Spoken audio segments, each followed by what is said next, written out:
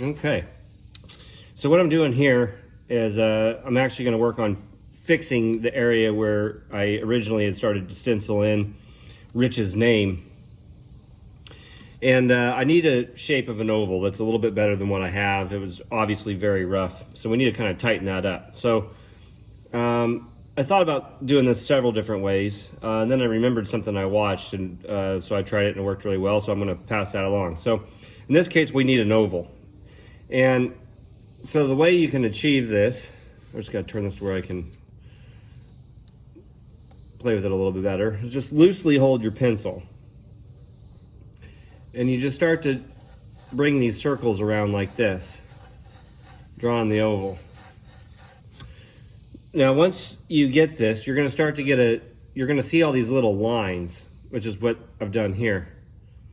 And inside those lines, as they cross and blend into one another, you'll be able to start to identify what lines kind of connect and are giving you the shape that you want.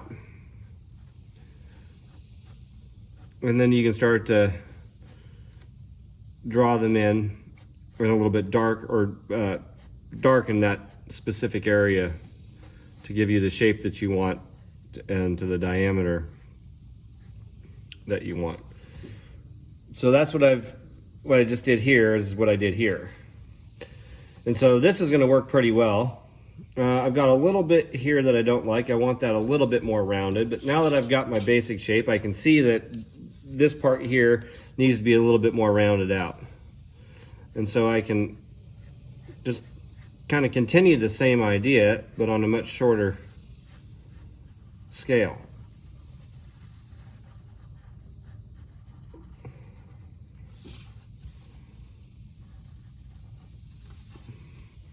And then when you're happy with it, you darken the line that you're going to cut with a razor blade. And we're going to, essentially, we're building a new stencil. And you may have a little bit of, a little wave to it here and there, and that's okay, because that can all be touched up when we get into the final stages.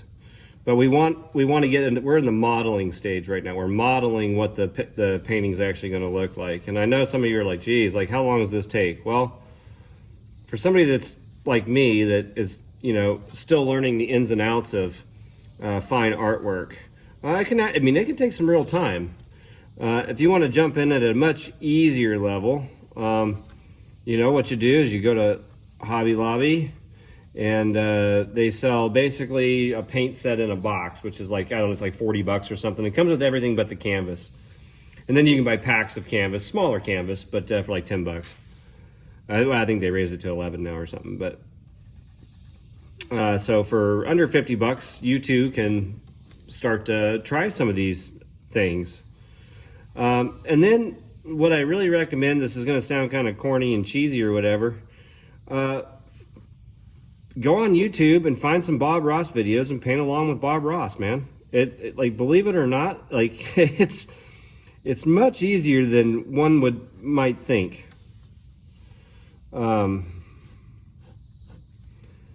I'm not even joking. That's how I got into it. I watched Bob Ross when I was a kid. And then one day I was at Hobby Lobby, getting something totally unrelated. And they just happened to have that particular paint kit thing on sale right at the front in a display. And so I was like, you know what? I've always kind of wanted to paint.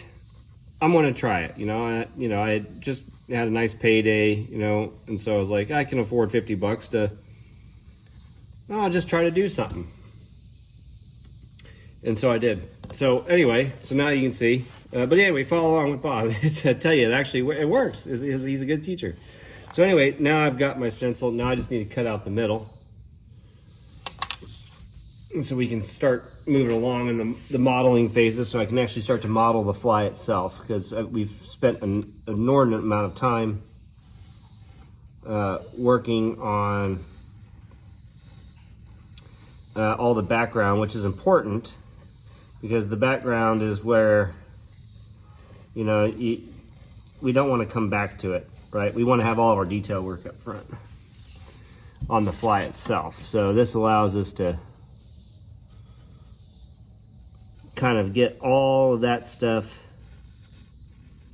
in there and within reason, so that we can, so when we break out the finer brushes, oh, I might have a little bit of a gap there, but when we break out the finer brushes, we'll basically have everything we need to put the details in place.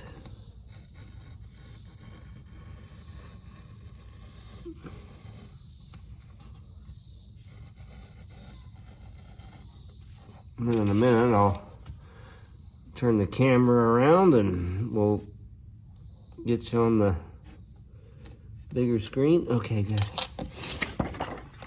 Whoops, okay, I'm just missing this little piece right here. Apparently I missed that.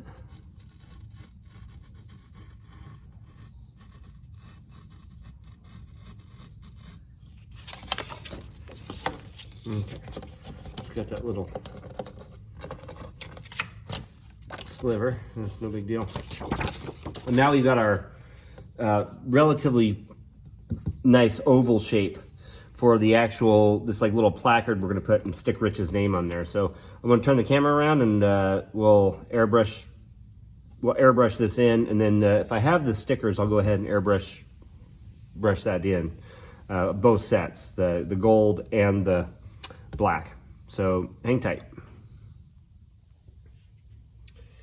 Okay, so I've been kind of going through everything here. I don't have enough stickers to do this all in one shot. But I can get some of it done and get it started. I'll pick up some more stickers tomorrow. I just got those at Walmart. So I want this to I want this oval to be kind of centered, and because of the lines that we have running through, I don't know if you can see up here, nope, it's too high. But because of all that sketching we did in the beginning, you can see that I've got lines running through here. And I want to make sure that those are even on each side. And luckily, with the size that I cut this oval, it was just it just happened to be that way. I didn't plan for this. But it's actually going to sit on my easel down on the one side. And then that'll give me pretty much a straight shot. So we're going to go ahead and start to fix this. So what we got to do now is turn this all black. And then once it's all black, because I want the lettering to be black, not gold. I decided to change my mind on that. So I want black lettering. But what we can do is we can make sure we have even sides lined up with the perspective of the ratio of the oval. And so I've got, you know, it's really close to the same distance. I'm just going to use my thumb my little knuckle there to measure that out. And luckily it sits on the easel, and that'll give us a straight platform. So I'm just going to take some blue painter's tape and tape this on.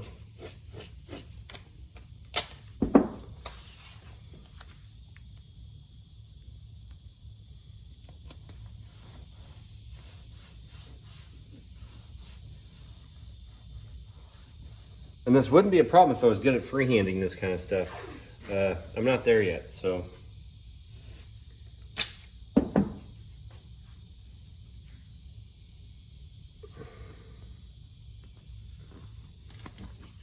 To lift this side just a touch.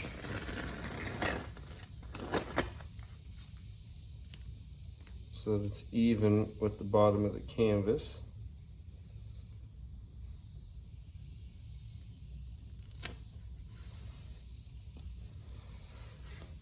That one side I was tilting just a touch.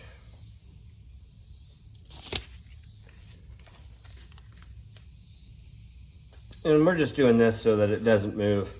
So I'm going to paint this black, and then once it dries, I'm going to outline the oval in white chalk so that I can pull this template, paint something else, put the template back in place when I'm ready, and continue on.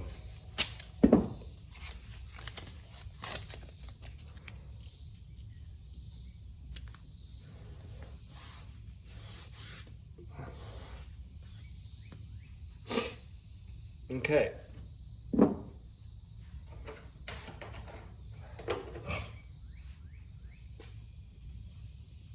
So next I want to get some black paint loaded in the airbrush, and we'll go from there.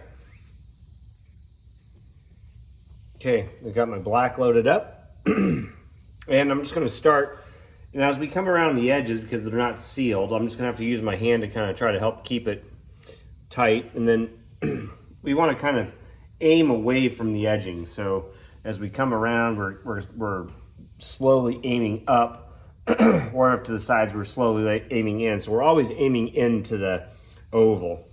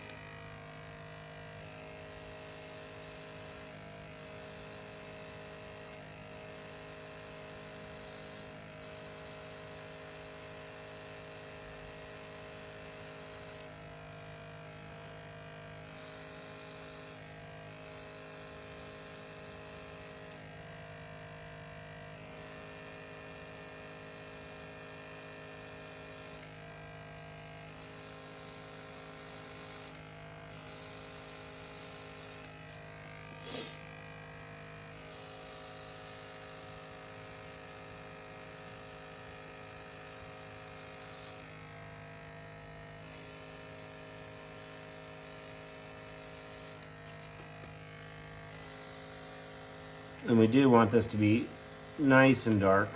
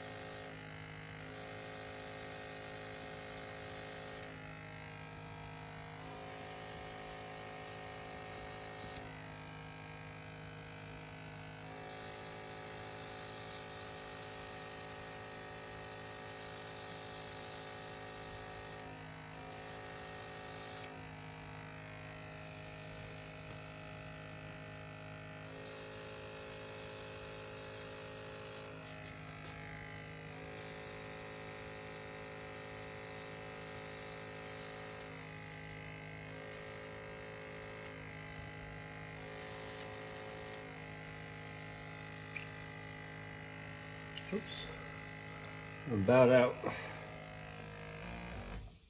I need just a touch more. So I'm using this high performance reducer at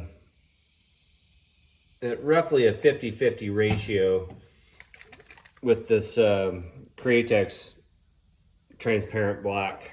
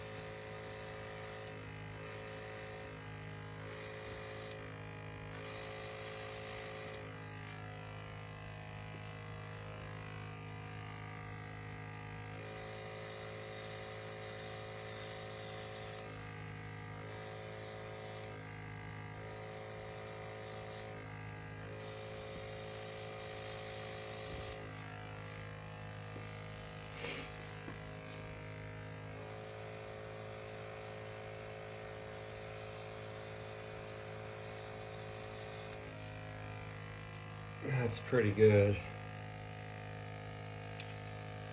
Well, I gotta be overloaded with black.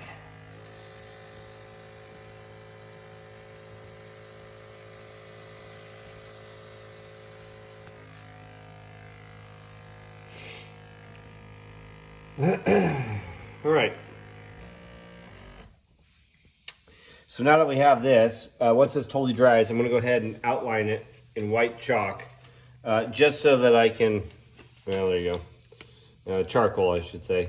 But I'm going to outline this in white charcoal so that I can actually put this back right where it belongs. Then when we go to do the final painting, the charcoal gets covered up with the oil paints, no problem at all. And we can go from there. So hopefully I get some more stickers tomorrow. But in the meantime, I'm going to start moving on to something else, and I'll get that video underway here in just a minute. All right, so now that this is basically dry, I'm going to take this white charcoal pencil. This is a General's Charcoal White 558. I'm not sure that any of that is relevant. I don't really do much in charcoal except sketch out stuff because paint covers charcoal up very, very well. Don't use pencil and stuff. Pencil can be really difficult to hide, especially with transparent paints. But now I'm just going to kind of hold this tight and just let it run along the edge.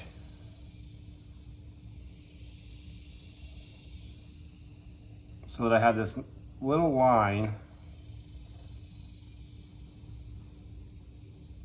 so that when I put this template back up to stop the overspray, I know I've got it in the right place.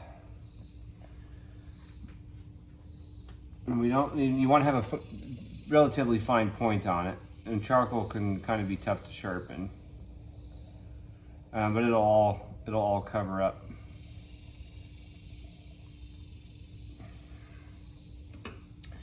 And now we can take this off. Just trying to get some of the finer parts of the modeling in place so that I can move forward. You know, some of the modeling stages is definitely where I struggle with doing something like this, I've noticed. So there we go. And now, well, we'll just take this off. We'll set that template page, this template aside. Now make sure that you use like blue painter's tape or something, and you don't leave it on there for an extended period of time. So now you can see that what I originally had has been drastically reduced.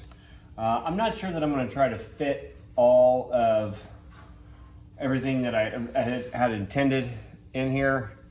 But I think I may just have Rich's name here now instead of trying to add all this extra intricate detail work. So now I can come back and we can start filling in these edges. And I may actually start to lighten this backdrop a little bit. I may do that with oil paint, just because the colors are gonna get mixed matched up there. It'll be awfully close to one another. So, other than that, that's it for this one. And I'll see you on the next video.